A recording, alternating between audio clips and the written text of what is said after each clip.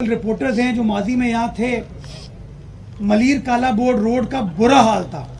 जब वजीर आला सिंध सुमार कंडियानी रोड का इफ्तिताह करने के लिए आए थे तो ये यूसुफ बलोच यहाँ पर मौजूद है, सलीम बलोच साहब यहाँ पर मौजूद हैं, सलमान यहाँ पर मौजूद हैं। इन्होंने वजीर आला को कहा कि सर आपने ये टुकड़ा बना दिया हमारा, इसके दो और टुकड़े हैं। एक टुकड़ा है जो शारे फैसल से यहाँ तक आता है जो ज़िला कुरंगी है, और दूसरा है जो सुपर हाईवे की तरफ जाता है।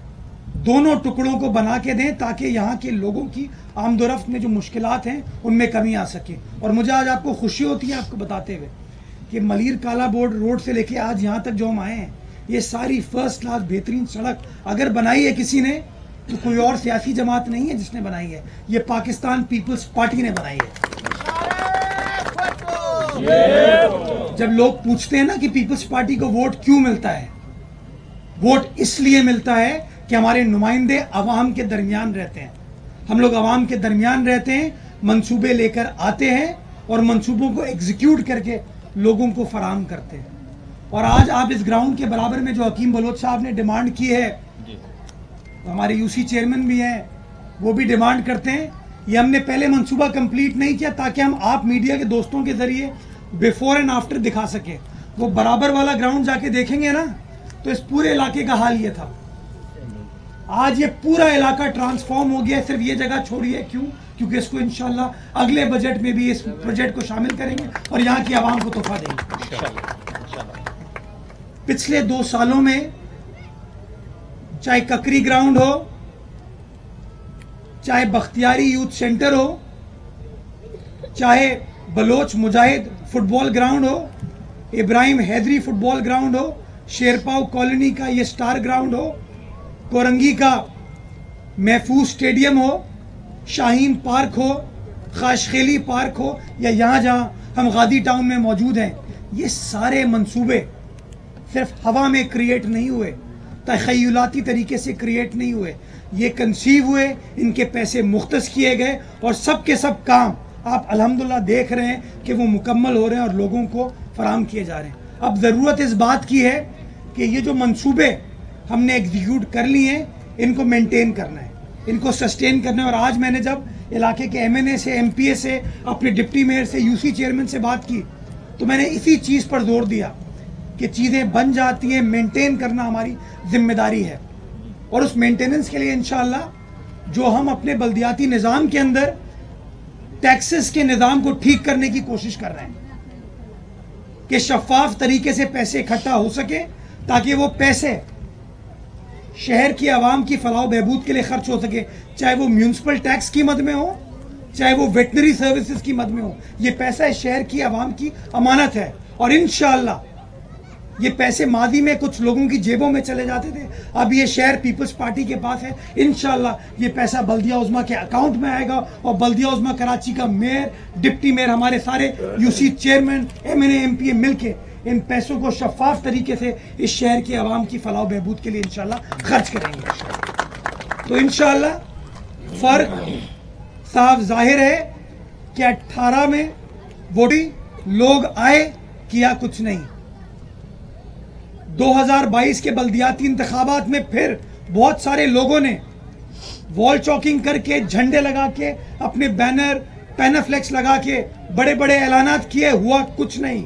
और अभी 2024 के भी इंतखाबात में कुछ और चाइना कटिंग हो गई। लेकिन अगर काम किसी ने किया है तो बिलावल भुट्टो जरदारी साहब की पाकिस्तान पीपल्स पार्टी ने किया। और इंशाअल्लाह ये अगले 3.25 साल जो बल्दियाती निज़ाम के हमारे पास है और 5 साल जो सूबाई हुकूमत के हमारे पास है, इंशाअल्लाह कराची शहर के लिए ये अदवार गेम चेंजर साबित होंगे। और बिलावल भुट्टो जरदारी साहब के तीर की शक्ल में इंशाअल्लाह जो हकीम साहब ने बात कही है ना, ये तीर इस शहर कराची को इंशाअल्लाह आगे लेके जाएगा। इस उम्मीद के साथ कि आने वाला वक्त हमारे मलीर के लिए, आने वाला वक्त कराची के 7 अजला के लिए, सारे कराची के लिए, हमारे प्यारे सूबा सिंध के लिए, प्यारे पाकिस्तान के लिए बेहतर होगा।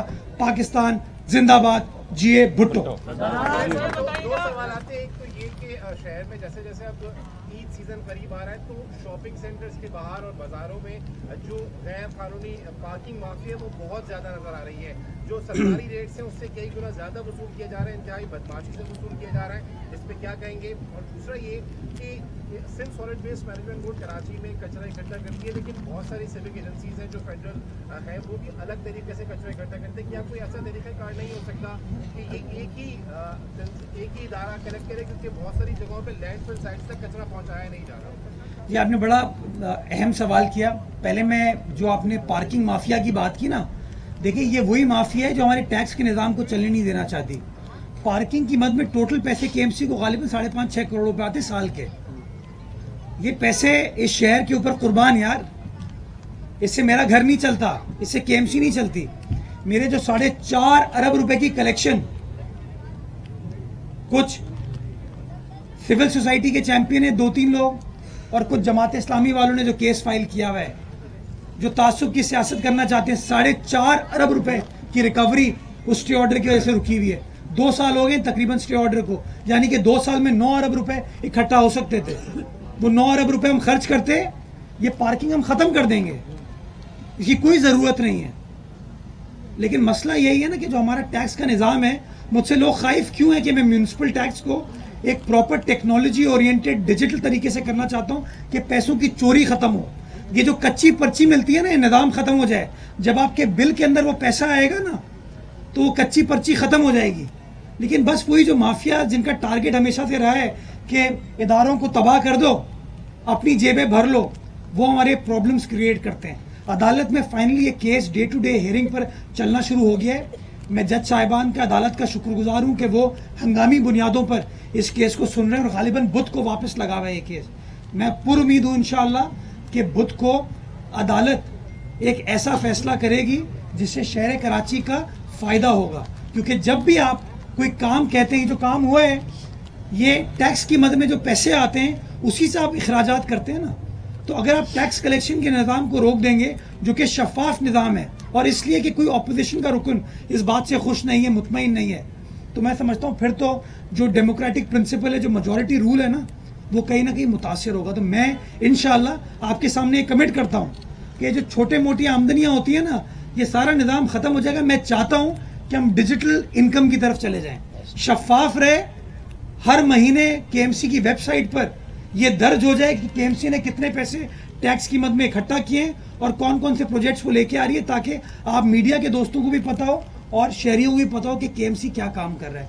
जो दूसरी आपने बात की थी कि सबको मिलकर काम करना चाहिए, मैं अग्री करता हूँ। शहर कराची में सॉलिड वेस्ट अपनी जो टाउन्स के एरिया या डीएमसी थी माजी में, वहाँ से कचरा इकट्ठा कर रहा है। कुछ डिस्ट्रिक्ट काउंसिल का एरिया जहाँ से अभी तक, चूँकि माजी के अग्रीमेंट में वो शामिल नहीं था, वो उसका हिस्सा नहीं है। हम कोशिश कर रहे हैं कि इंशाल्लाह उन यूसीज को भी इसके अंदर ऐड कर दें ताकि वहाँ की आवाम का देरीना मसला जो है वो हल हो सके। उसके अलावा कंटोनमेंट बोर्ड्स हैं, उसके अलावा केपीटी है, पोर्ट कासिम है, रेलवे, ये इलाके भी हैं। सॉलिड वेस्ट कराची के 7 अजला से तकरीबन कोई 8,500 से 9,000 टन कचरा इकट्ठा करता है जो लैंडफिल साइड जाता है। और जो बाकी इदारे मैंने आपको बताएं वो तकरीबन कोई 1,000-1,1500 टन है जो कचरा इकट्ठा करके हमारी जीटीएस पर लेके जाते हैं और वहाँ जीटीएस से फिर हम उसको अपनी लैंडफिल साइट लेके जाते हैं। तो एक कोऑर्डिनेशन चल रही है, लेकिन कहीं ना कहीं इसको मजीद बेहतर बनाया जा सकता है। कल भी एक बड़ा